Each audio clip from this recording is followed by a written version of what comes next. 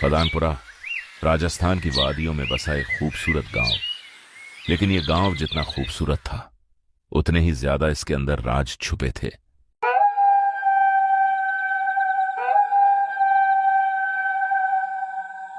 आज तो कई महीनों बाद दोस्तों से मिलना हो रहा है। बहुत मजा आएगा। अरे रमेश, इस समय कहाँ जा रहा है? अरे पिताजी, मेरे दोस्तों से इतने दिनों बाद मिलना हो रहा है। वो सुबह होते ही वापस नगर चले जाएंगे। अरे पागल, तुझे पता नहीं क्या? आज शनिवार की रात है और आज की रात इस गांव में रणतुंबा घूमते हैं। पिताजी, आज चाहे रणतुंबा आए या शैतान, मुझे मेरे दोस्तों से मिलने से कोई नहीं रोक सकता। ठीक है, पर एक बात ध्यान से सुन ले। अगर तुझे उनके कदमों की आवाज सुनाई दे या वो मंत्र सुनाई दे जिन्हें वो चलते हुए बोलते हैं, तब तू ऐसी जगह छुप जाना जहां से ना तू उन्हें देख सके और ना ही वो तुझे देख सके। हाँ हाँ ठीक है पिताजी, अब मैं चलता हूँ, मुझे देर हो रही है। ऐसा कहकर रमेश अपने दोस्तों से मिलने के लिए निकल जाता है, लेकिन उसके पिता के चेहरे पर फिक्र साफ नजर आ रही थी। रणतुंबा आ जाएंगे और पकड़ के ले जाएंगे। लगता है ये गांव वाले अभी तक पुराने जमाने में ही रह रहे हैं। वो जल्दी जल्दी आगे बढ़ रहा था। कुछ देर बाद उसे जंगल की तरफ जाता हुआ पगडंडी वाला रास्ता नजर आया। अगर यहां से जाऊंगा तो जल्दी पहुंच जाऊंगा। चलो यहीं से ही जाता हूं। फिर वो बिना कुछ सोचे समझे उस रास्ते से जाने लग जाता है। आज तो अपने दोस्तों के साथ मिलकर खूब दारूपान करूंगा, खूब मजे आएंगे। तभी उसे कुछ भारी कदमों के साथ कुछ अजीब सी आवाजें सुनाई देने लगी। उन कदमों और आवाजों को सुनकर एकदम से चौंक पड़ा। हे भगवान! वो जल्दी से भागकर एक पेड़ के पीछे छुप जाता है। हम नमतुंबा, हम नमतुंबा, हम नमतुंबा। और गलती से रमेश उन्हें देख लेता है। हम नमतुंबा, लेकिन वे लोग रमेश को नहीं देखते और वहां से चले हम जाते। नमतुंबा। लगता है वे लोग यहां से चले गए। अब मुझे आगे जाना चाहिए। फिर रमेश पेड़ के पीछे से बाहर निकलता है, लेकिन उसके बाहर निकलते ही वही आवाज वापस आई। हम नमतुंबा, और वो तुरंत हम नमतुंबा, पीछे मुड़कर देखता हम है। नमतुंबा, हम नमतुंबा, हम नमतुंबा, हम नमतुंबा।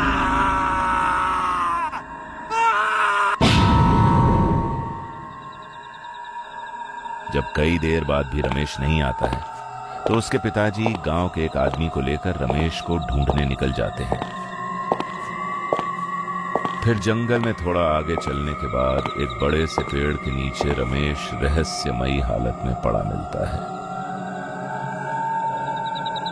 उसे देखकर ऐसा लग रहा था जैसे हादसे से पहले उसने कोई बहुत भयानक मंजर देखा हो। अरे रमेश, ये तुझे क्या हो गया? अब मैं कहां जाऊंगा बेटा?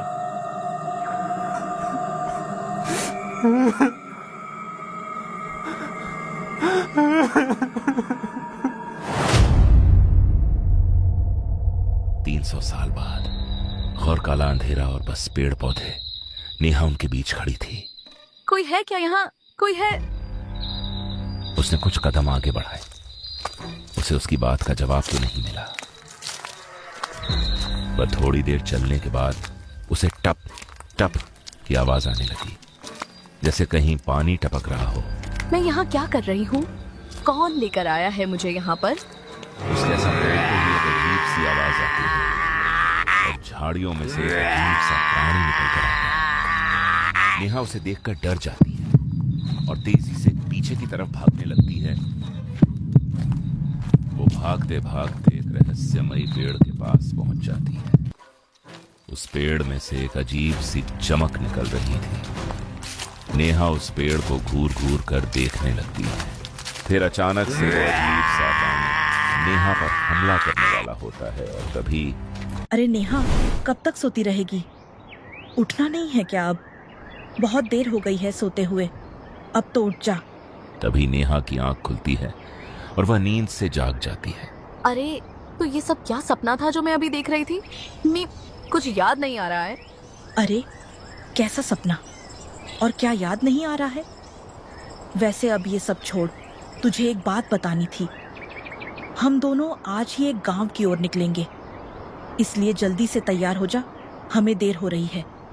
अरे कैसा गांव? पर आज अचानक से ये गांव जाने का प्लान कैसे बन गया? अरे ये अपना एक नया प्रोजेक्ट है।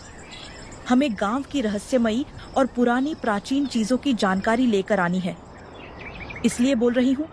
अब ज्यादा सवाल मत कर, जल्दी से नहाकर तैयार हो जा, फिर जल्दी से निकलते हैं।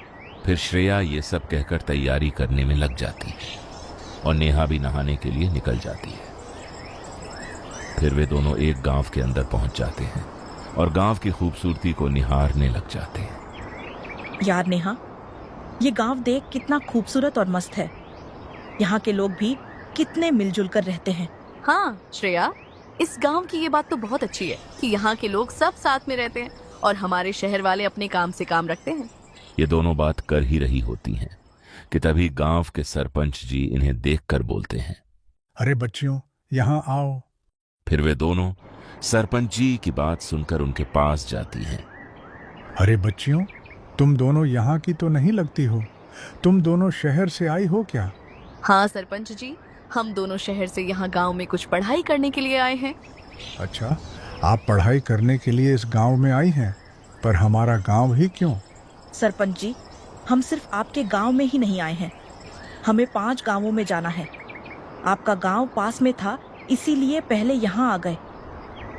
अच्छा, और तुम दोनों के रहने खाने की व्यवस्था का क्या? सरपंच जी, रहने खाने का तो यहाँ है। हम दोनों किसी किराए के मकान में रह लेंगे और खाना किसी ढाबे पे खा लेंगे। अरे, मेरे होते हुए तुम दोनों को किराए के मकान में रहने की जरूरत नहीं है। तुम दोनों मेरे साथ मेरे घर पर रह सकती हो। वहाँ ठकुराइन भी तुम दोनों को देखकर बहुत खुश हो जाएगी। धन्यवाद सरपंच जी। फिर सरपंच जी उन दोनों को अपने घर ले जाने लगते हैं, पर नेहा को ये जगह कुछ अजीब सी लग रही थी। वे दोनों सरपंच के घर के पास पहुंच ही गए थे कि तभी मौसम का रुख एकदम से बदल जाता है। काले बादल छा जाते हैं, बिजलियां जोर जोर से गरजने लगती हैं। सरपंच जी बदलते मौसम को देखकर एकदम हैरान रह गए। अरे, अभी तक तो इतनी गर्मी पड़ रही थी, फिर अचानक से ये आंधी कहाँ से आ गई? चलो बच्चियों, अपना घर आ चुका है, जल्दी से घर चलो, वरना बारिश में कपड़े खराब हो जाएंगे। फिर वे दोनों सरपंच की बात सुनकर उनके घर की ओर बढ़ जाती हैं, पर नेहा जैसे जैसे घर की ओर बढ़ रही थी, वैसे वैसे उसे कुछ अजीब सा महसूस हो रहा था। फिर घर पर आने के बाद सरपंच जी ठकुराइन को आवाज मारते हैं। अरे ठकुराइन, सुनती हो? देखो, आज हमारे घर में मेहमान आए हैं। सरपंच की आवाज सुनकर ठकुराइन वहां आती हैं। अरे जी, आप इतनी प्यारी प्यारी बच्चियों को कहाँ से लेकर आए हैं? और बच्चियों, तुम्हारा नाम क्या है? ठकुराइन जी, मेरा नाम तो श्रेया है और ये मेरी दोस्त है, इसका नाम नेहा है। हम दोनों शहर से गांव कुछ पढ़ाई के चलते आए हैं। हाँ, ये बच्चियां किराए के घर में रहने की सोच रही थीं। तब मैंने कहा, मेरे घर आओ, वहां ठकुराइन भी बच्चियों को देखकर खुश हो जाएगी। चलो, बढ़िया ही किया इनको यहाँ लाकर, वरना घर ढूंढने के लिए इधर उधर भटकना पड़ता। इसी बहाने मेरा भी मन लग जाएगा। फिर ठकुराइन ने नेहा की तरफ देखा और बोली, नेहा बेटा, तुम थोड़ी उदास सी लग रही हो, कोई दिक्कत है क्या? नहीं ठकुराइन जी, कोई दिक्कत नहीं है, बस थोड़ी तबीयत ठीक नहीं लग रही है। अरे, तुम इतना लंबा सफर तय करके आई हो ना, इसलिए चलो मेरे पीछे आ जाओ, मैं तुम्हें तुम्हारे कमरे तक छोड़ देती हूँ। फिर वे दोनों ठकुराइन के पीछे पीछे अपने कमरे तक जाने लगती हैं। फिर ठकुराइन उन दोनों को कमरा दिखा देती हैं और बोलती हैं, ये बेटा, आप दोनों का कमरा है। आप दोनों थकी हुई हो, इसलिए आज की रात आप इस कमरे में सो जाओ, फिर सुबह पढ़ाई के लिए गांव घूमाना। ठीक है ठकुराइन जी, जैसा आपने कहा। अच्छा, तो फिर अब मैं चलती हूँ, अपना ख्याल रखना। ऐसा कहकर ठकुराइन वहां से चली जाती हैं और तभी नेहा बोलती है, अरे यार श्रेया, मैं जब से यहाँ आई हूँ, मुझे यहाँ कुछ ठीक नहीं लग रहा है। पता नहीं, कुछ अजीब सा लग रहा है। जैसे इस गांव को मैंने पहले भी कहीं देखा है और अब यहाँ कुछ बहुत बुरा होने वाला है। नेहा की बात सुनकर श्रेया बोलती है। अरे नेहा, मुझे लगता है तू कुछ ज्यादा ही थक गई है, इसीलिए तुझे ऐसा लग रहा है। अब मेरी मान तो तू सो जा, कल सुबह सब ठीक हो जाएगा। फिर नेहा श्रेया की बात मानकर बेड पर सो जाती है और श्रेया भी बेड पर लेट जाती है। पर इन्हें जरा भी अंदाजा नहीं था कि गांव में अब थोड़ी देर में क्या होने वाला था। गांव में आधी रात को जंगल के बीच शौर्य और शुभम दोनों बैठकर मदिरा पान कर रहे थे। अरे शुभम भाई, आधी रात को जंगल के बीच में दारू पीने का मजा ही कुछ और है। हाँ यार शौर्य, इसका तो मजा ही कुछ और है। न तो पैसों की चिंता और न ही किसी और चीज की चिंता। हाँ भाई, ये जिंदगी एकदम मस्त जिंदगी है। हाँ हाँ हाँ हाँ। ये दोनों बात कर ही रहे होते हैं कि तभी इन्हें कुछ आवाज आती है और इन दोनों का ध्यान उस आवाज पर जाता है। अरे शौर्य भाई, कुछ अजीब सी आवाज आ रही है। क्या तुम्हें भी वो आवाज सुनाई दे रही है? हाँ यार शुभम, मुझे भी वो आवाज आ रही है। लगता है अपनी चढ़ गई है। और तभी वो आवाज और तेज हो जाती है और वो आवाज उनके साइड से आने लगती है। तब वो दोनों उधर देख लेते हैं। हम नम तुम्बा, हम नम तुम्बा, हम नम तुम्बा, हम नम तुम्बा, हम नम तुम्बा, हम नम तुम्बा, हम नम तुम्बा, हम नम तुम्बा, हम नम तुम्बा, हम नम तुम्बा। और वह आवाज पूरे गांव में गूंजने लगती है। हम नम तुम्बा, हम नम तुम्बा, हम नम तुम्बा। बच्चे, बूढ़े और जवान सभी उस आवाज को सुनकर जाग जाते हैं। हम नम तुम्बा, हम नम तुम्बा। सरपंच जी भी अपने बिस्तर पर बैठ जाते हैं हम नम और उस आवाज को सुनकर कांपने लगते हैं और बोलते हैं, हे भगवान, ये रणतुंबा की आवाज हमारे गांव में फिर से कैसे गूंजने लगी। रक्षा करो प्रभु, रक्षा करो। तो कौन है रणतुंबा और क्या है इस गांव का राज, और नेहा को सपने में वो पहले क्यों दिखा? ये सब जानने के लिए पार्ट 2 का इंतजार करें।